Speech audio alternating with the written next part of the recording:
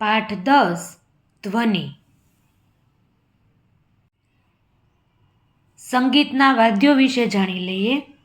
તંતુ એટલે કે તારવાળા વાદ્યોના નામ તમારે યાદ રાખવાના છે. તારવાળા વાદ્યો ક્યાં ક્યાં છે? સિતાર, વીણા, ગિટાર વગેરે. વાતવાદ્યો. વાત એટલે હવા. હવા દ્વારા કયા કયા સંગીતના સાધનો છે એ વાગે છે? વાંસળી, ટ્રમ્પેટ, શરણાઈ વગેરે. ત્વચાવાદ્યો એટલે કે ચામડાની કોઈ પડ હોય અથવા તો ચામડાની કોઈ વસ્તુ હોય, માત્ર તે ચામડાની ઉપર થાપ લગાવવાથી જે વાદ્ય વાગતું હોય તેને ત્વચાવાદ્ય કહેવાય. ઉદાહરણ જુઓ એટલે વધારે સરળતાથી તમને સમજાઈ જશે. તબલા, ઢોલક, ડ્રમ આ બધા વાદ્યો એવા છે કે એમાં પડદો હોય શેનો હોય છે? ચામડાનો હોય છે અને તેને ખેંચી અને પછી બાંધવામાં આવેલું હોય છે. તેથી ત્વચાવાદ્યો છે તે તબલા, ઢોલક અને ડ્રમ. પતરાવાદ્યો પતરા વડે બનેલી વસ્તુમાંથી બનાવેલા હોય. મંજીરા, ઘંટડી, કરતાલ આ બધા વાદ્યો છે એ પતરાવાદ્યો છે. આવર્તકાળ એટલે શું? એક કંપન પૂર્ણ કરવા માટે લાગતા સમયને આવર્તકાળ કહેવાય. આવર્તકાળની સંજ્ઞા કેપિટલ ટી છે અને આવર્તકાળનો એકમ સેકન્ડ છે. આવૃત્તિ કોને કહેવાય? એક સેકન્ડ દીઠ થતા દોલનોની સંખ્યાને દોલનની આવૃત્તિ કહેવાય. આવૃત્તિને કેપિટલ એચ અને બાજુમાં નાનો અમથો ઝેડ, HZ સંકેત વડે દર્શાવવામાં આવે છે અને આવૃત્તિનો એકમ હર્ટ્ઝ છે. પ્રશ્નો જોઈ લઈએ. પહેલો પ્રશ્ન, ધ્વનિની પ્રબળતા શેના ઉપર આધાર રાખે છે? કંપ વિસ્તાર ઉપર. બીજો પ્રશ્ન, પક્ષીઓના અવાજની પીચ સિંહ કરતાં કેવી હોય છે? વધુ. ખાસ યાદ રાખજો. પક્ષીઓનો અવાજ આપણને ઓછો લાગે, સિંહની ગર્જના વધારે લાગે, પણ ધ્વનિની બાબતમાં ઉલટું છે. પ્રશ્ન સમજો. પક્ષીઓના અવાજની પીચ સિંહ કરતાં કેવી હોય છે? વધુ. ત્રીજો પ્રશ્ન, કારખાનામાં ઉત્પન્ન થતો અવાજ કેટલા ડેસિબલનો હોય છે? 80 ડેસિબલ.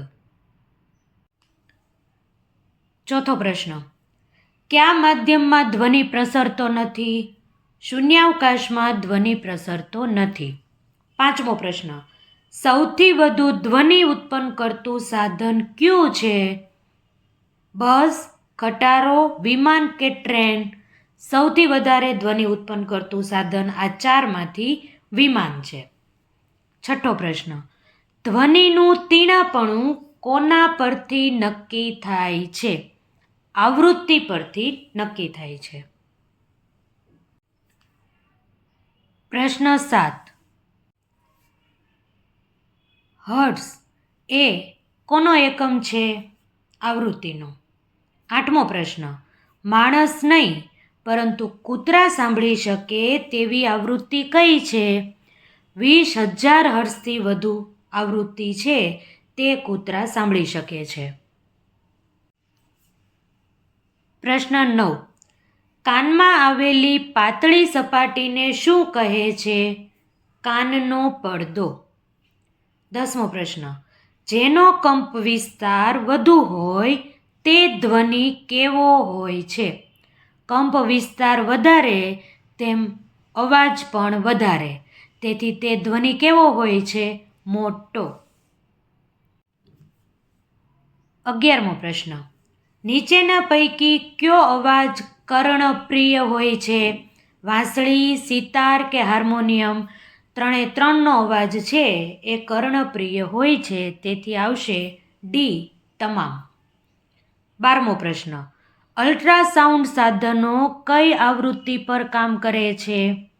20,000 હર્ટ્ઝથી પણ ઊંચી આવૃત્તિથી તે કામ કરે છે. 13મો પ્રશ્ન, જો કંપ વિસ્તાર બમણો કરવામાં આવે તો પ્રબળતા કેટલા ગણી થાય છે? 1 ગણો કંપ વિસ્તાર હોય તો ડબલ થઈ જાય. અહીં કંપ વિસ્તાર બમણો કરવામાં આવે છે તો પ્રબળતા 4 ગણી થઈ જશે. 14મો પ્રશ્ન. મનુષ્યોમાં કયા અંગોના કંપન કારણે ધ્વનિ ઉત્પન્ન કરે છે? સ્વર તંતુઓનું કંપન થાય અને અવાજ ઉત્પન્ન થાય છે.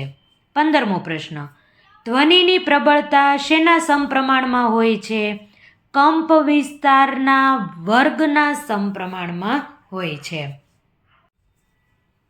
પ્રશ્ન 16. ધ્વનિની કઈ લાક્ષણિકતા વડે પુરુષ અને સ્ત્રીના અવાજને જુદો તારવી શકાય છે? પીચ. 17મો પ્રશ્ન. વાયોલિન, ગિટાર અને વીણા કયા વાદ્યોના ઉદાહરણ છે? તંતુ દ્વારા એટલે કે તાર દ્વારા તે વાગે છે, તેથી જવાબ આવશે તંતુ. 18મો પ્રશ્ન. જ્યારે નિર્બળ ધ્વનિને પ્રબળ ધ્વનિમાં રૂપાંતરિત કરવામાં આવે છે ત્યારે આપણે કંપ વિસ્તાર વધારીએ. 19મો પ્રશ્ન. કયા માધ્યમમાં ધ્વનિની ઝડપ સૌથી વધુ હશે? હવા, પાણી કે ધાતુ? ધાતુમાં સૌથી વધારે ઝડપ ધ્વનિની હશે. 20મો પ્રશ્ન. એક વસ્તુના કંપનની આવૃત્તિ 40 હર્ટ્ઝ છે તો તેના કંપનનો આવર્તકાળ કેટલો હશે?